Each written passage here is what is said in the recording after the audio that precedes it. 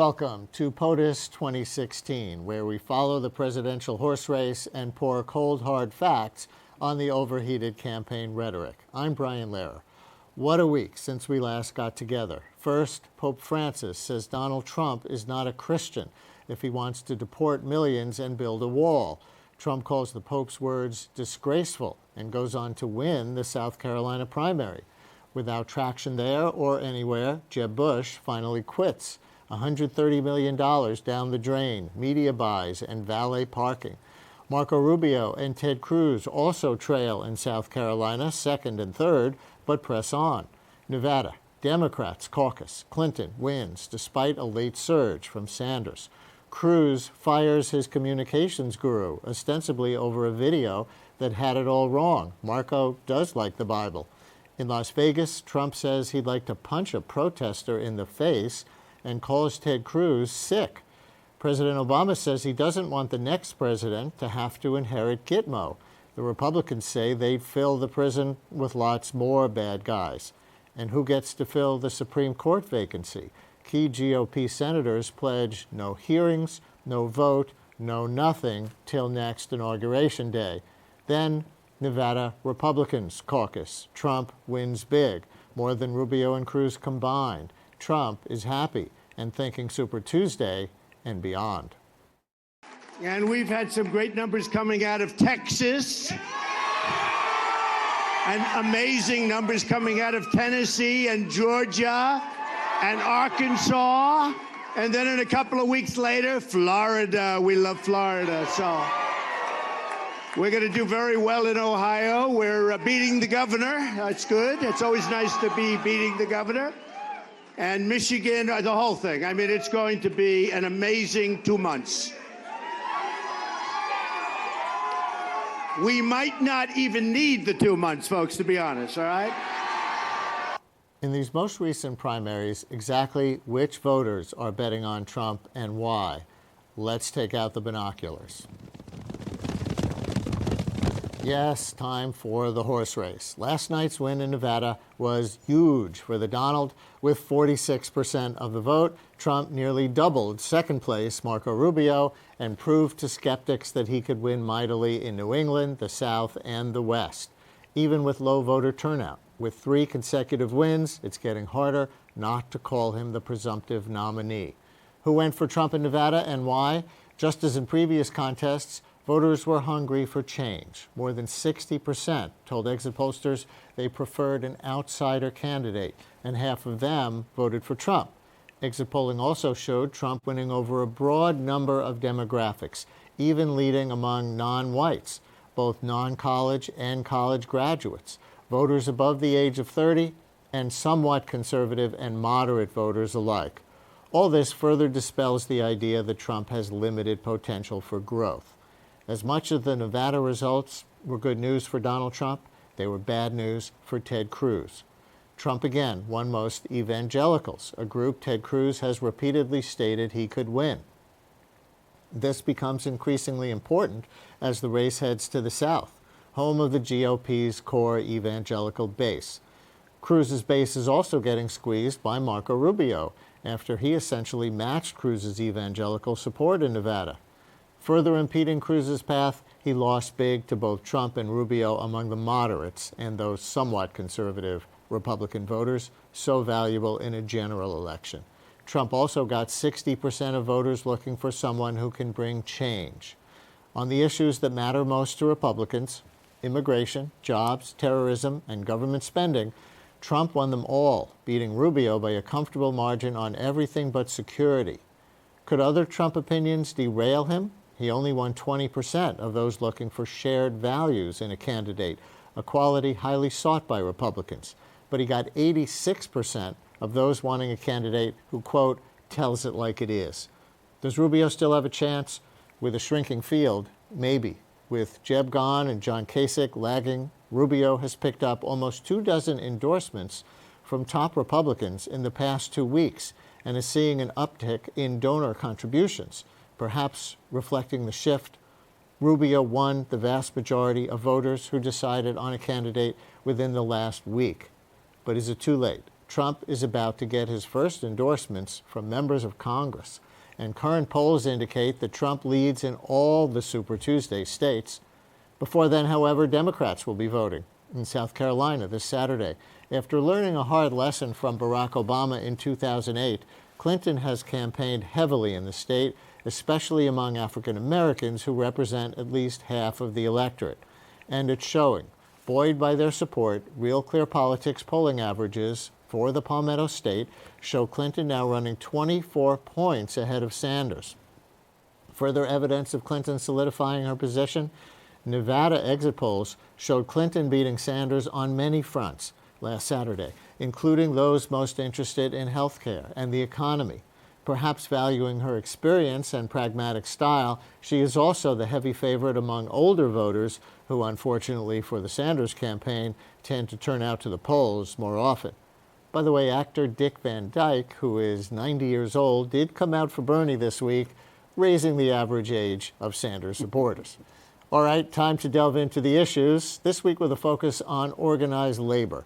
What do workers want? How important are union endorsements? Joining us, Andy Stern. When he was head of the Service Employees International Union, the SEIU, Stern led it and 6 other unions out of the AFL-CIO into the 7 million member Change to Win coalition. He visited the Obama White House more than 50 times in his role as a national labor leader. The author of the forthcoming book, Raising the Floor, he's also a senior fellow at Columbia University. Thank you for coming in. Thank you, Brian. Only 1 in 10 workers in America at this point are represented by unions. Do they still matter in elections? Yeah, and elections actually is one of the few places in the economy that they actually do matter, because as we can see on the Republican side, having an organized force and an organized voice actually does make a difference. Having people that can talk to people at the workplace and not just randomly on the phone actually makes a difference. And then kind of the peer-to-peer relationships, that people like to talk to people like them before they're making the decisions. I think all of that matters, not as much as it once did, but it's certainly a big deal. I'm looking at some statistics. SEIU is backing Clinton. So are unions representing 2/3 of all union workers. That's 9.5 million people. But the AFL-CIO itself is staying neutral. What's the difference, and is there a mistake being made by either side? No, I think the history of the AFL-CIO is because you find unions in almost every presidential primary split up has been to sit on the sidelines.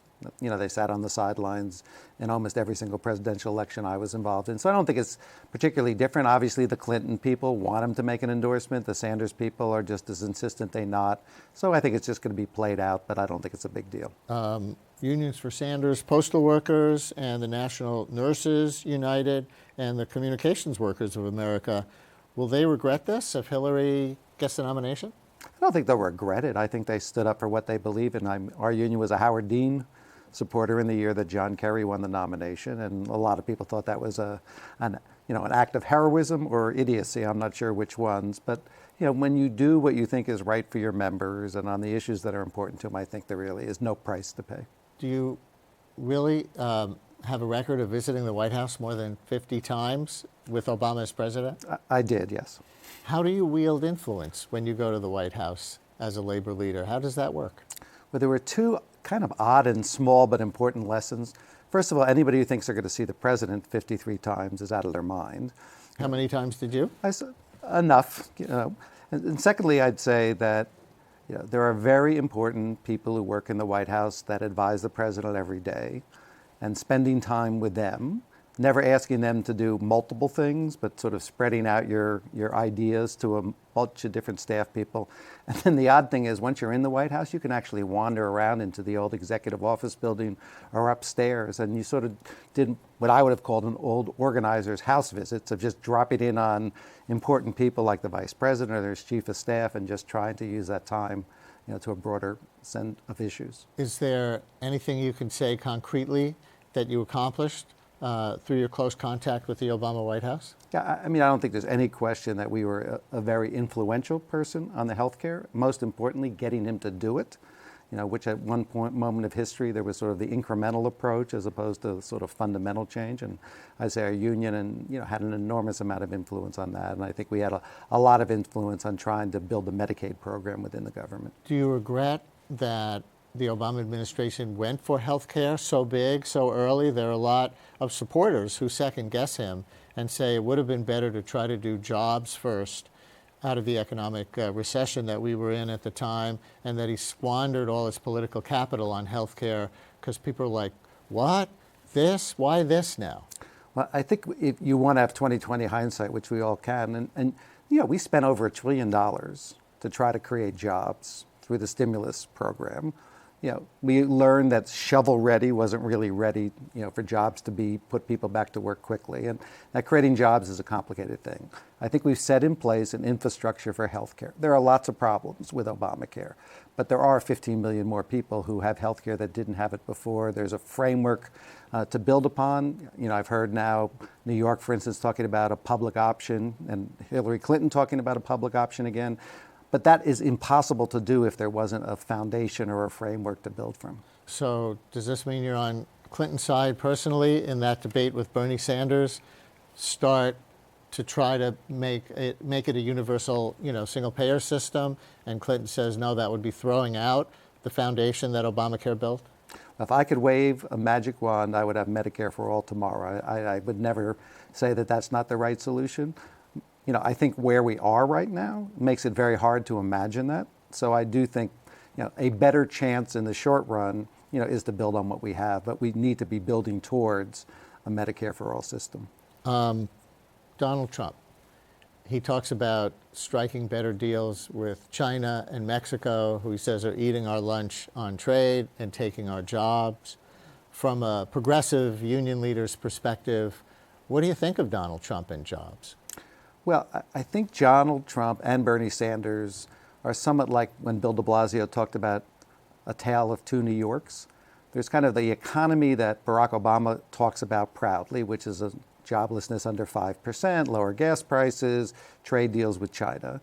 And there's 63% of Americans who think the economy is going in the wrong direction, because they understand the jobs were created are low-wage jobs. 45% of college students are underemployed, don't have jobs that require a college degree.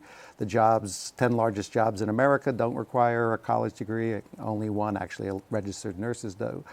Trade deals really haven't created jobs. I think Trump and Sanders have got it right, that the economy that people are living in, not the one the establishment and the academics write about, is really bad. And people don't see a lot of hope.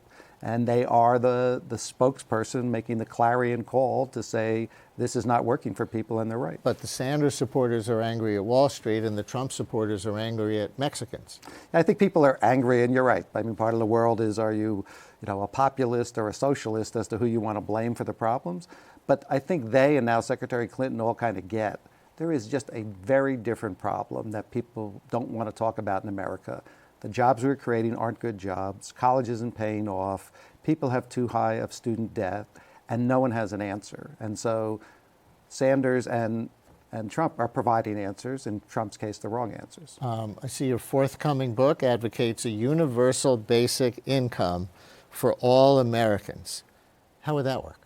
Well, this is actually a really old idea. It goes back to Thomas Jefferson. It's actually a conservative idea. Milton Friedman, Frederick Hayek, a lot of conservatives are for it. But it basically says we all agree we want to end poverty.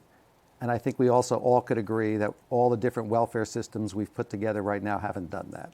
And so the idea is to do what Martin Luther King said. If you want to end poverty, don't give us categorical programs, give us cash. And so the idea is you would give every American every month $1,000 check, which is really their share of the American wealth. And that allows them to have some stability, some venture capital, some ability to take risks. And it sort of ends this idea we have welfare as opposed to we have more of a universal Social Security system. But I can hear a lot of people saying, well, a lot of people will take that $1,000 a month, even though it's not that much money. They'll say, oh, I'll scrape by on that. I won't have to work. Well, I think the sad part right now is we have too many people looking for too few jobs. And if you understand what McKinsey and what Oxford are saying about the future, this is just the front end of the storm. 45% of the jobs have the potential to be eliminated. Driverless cars and driverless trucks, 29% of the in 29 states, that's the largest job in America. So we have a big problem coming, and I think this is a way to make a stable transition at least. Is Bernie Sanders for this? This sounds like a Democratic Socialist proposal. Bernie Sanders is for a guaranteed income as a potential answer to the problem of jobs in the future, yes. Is Clinton? I never asked. Stay there. Andy Stern, we're going to bring on some additional evidence.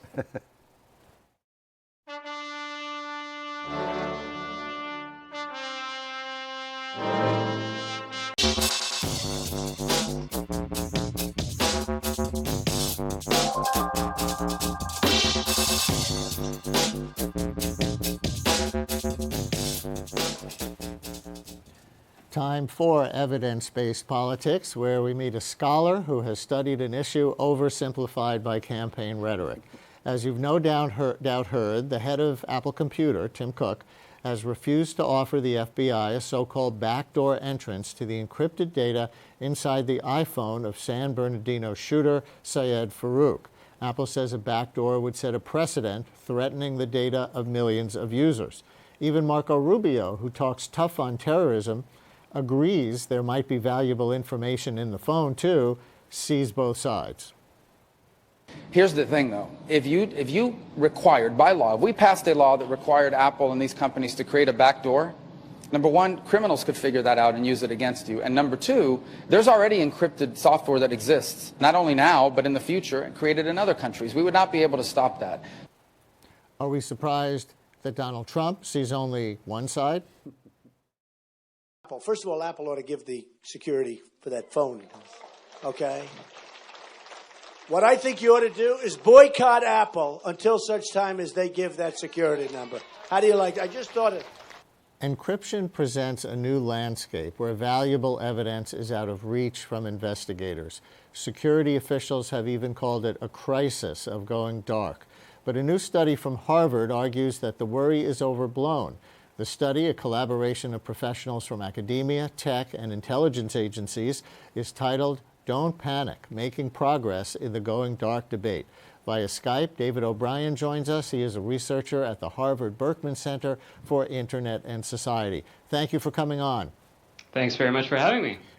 Your study concludes, I see, that even if our phones are encrypted, there are still many ways government can engage in surveillance for terrorism prevention, because we communicate over the Internet of Things, as you call it, products ranging from cars to brushes to toasters.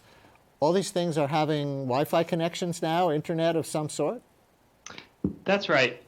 A lot of things have changed over the last 20 years, and today what we're seeing is more and more network sensors show up in everyday appliances, things that we might have looked at 5 years ago and thought, well, that's just a toaster, that's just a microwave, now have these embedded chips in them and connections to the internet. They're capable of talking to one another and of collecting data, information about us, about the environments that surround them. In some cases, that's audio information. In some cases, it's still images or video. And that data is transmitted back, in some cases, to company servers. The point being that there are many ways to follow potential terrorists, even if their iPhones are encrypted? That's right. So we think that certainly there's some merit to the claim that encryption presents impediments to conducting surveillance. I don't think anyone really disputes that at all. But what we do take issue with is this metaphor that the director of the FBI, James Comey, has used, that we're going dark, or that technology is going dark, meaning that we're headed to some sort of future in which our communications will not be accessible at all to law enforcement. And that's where we see a big disconnect with the trajectory. So as we see it, we're actually going bright in some cases. There are areas where it's going to be easier for the government to conduct the types of surveillance it wishes to conduct. But at the same time, there are also going to be pockets of darkness where it's still difficult. We should point out that your study came out just before the FBI versus Apple confrontation that's been in the news. So there were reasons to look at this before last week? That's correct. In fact, this has been, you might say, a raging debate for the last 2 years, ever since Apple in 2014, late 2014, introduced iOS 8, which is a version of its operating system in which they introduced some new encryption features, which makes it especially difficult for the government to get access to information. that was about a year and a half after Edward Snowden's revelations about the mass metadata collection on basically all our calls, at least knowing what phone is calling what phone. Did that lead to Apple's encryption? I think it's hard to say. I've talked with several Apple officials, and off the record, what they have said is that the encryption features were already in progress long before the Snowden revelations. And so they would, as they have it, they have an interest in protecting their customers' security and privacy, and had that prior to the revelations. Does this issue of Syed Farook's phone partly refute your findings? Because if your conclusion is the government has lots of ways to monitor potential terrorist communications, well, here they are with no way to see an actual terrorist's data, unless Apple builds a new special pathway for them. So how does this fit with your findings?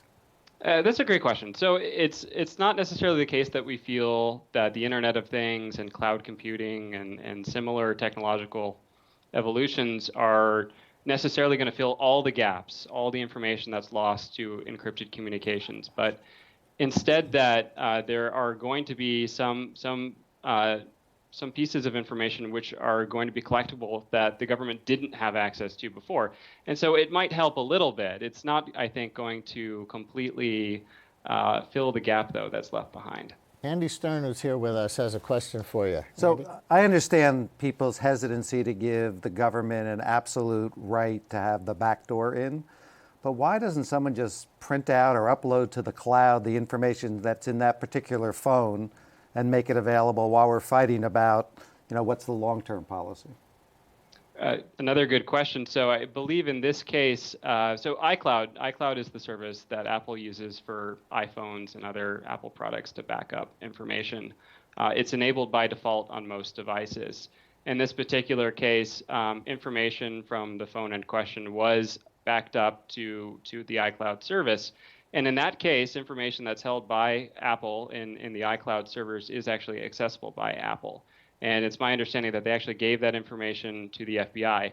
Now, this feature can be turned off. And my understanding is that in October, approximately a month or a month and a half before the attacks, that service was turned off. So there's a gap in time where we don't know what information might be on that phone that was not backed up to the servers. And that's really the information that's in question. So one quick follow-up. So why don't they just unlock the phone, upload the remaining data, and then close it down again and fight about it?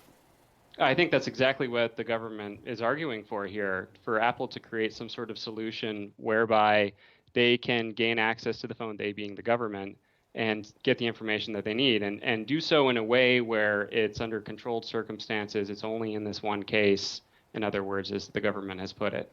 So is Apple's response hyperbole, that if somehow they open this one-time backdoor to get Syed Farook's data, that it would open up, in effect, everybody's iPhone to every hacker? Well, this is not the only case that's going on right now. There's another case that's pending in New York in the Eastern District under Magistrate Judge Ornstein. And in that case, we're still waiting for a ruling. It's a similar but slightly different request. But in the last 24 hours, some documents were unsealed in that case, which indicate that there are a number of other cases in which the Department of Justice seeks to have Apple do the same thing or something similar to other iPhones. And so while the government has argued that it really is just in this one case with this one terrorist, I think the practical reality of getting a ruling in this court using the All Writs Act, which is a statute from the late 1700s, is that it's going to open the floodgates, that we're likely to see many more requests. And if it proves successful on one attempt, that there's no reason to believe that the government wouldn't seek to use it in other cases as well. Using a law from the 1700s to solve a 21st century tech problem, Antonin Scalia is smiling in his grave. I'm sure he is. Bill Gates came out on the other side from Apple, on the FBI side. Would there be business reasons that Apple is taking their position and Microsoft's chairman is taking theirs?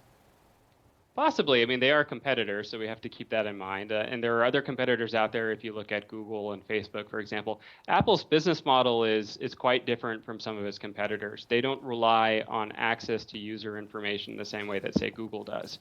Google, when you look at the company, is primarily an advertising company, and they rely on the ability to process and analyze a lot of user data to better target ads based on desires and behaviors and all sorts of things. Apple doesn't, though. It just relies on the sale of its hardware. So that might account in part for differences between the competitors and how they feel about the case. But there are reasons that all of them should be concerned on a business level as well. So if you look back to the Snowden revelations in 2013, one of the fallouts from that internationally was that a lot of international customers felt that they couldn't trust U.S. companies, U.S. tech companies anymore. And various estimates have tried to quantify this, but the estimates have ranged from the low billions of dollars to much higher in the hundreds of billions of dollars. I think it's hard to speculate exactly what the damage was in lost revenue and sales and the amount of time and effort the tech companies had to spend in reassuring their international customers. But surely there's going to be some fallout from this as well, I would expect, both domestically and internationally. Well, thank you very much for joining us. Very interesting. And Andy Stern, you embraced internet organizing when you were involved with the Howard Dean campaign in 2004. How do you see the kind of state-of-the-art technology and campaign politics in 2016?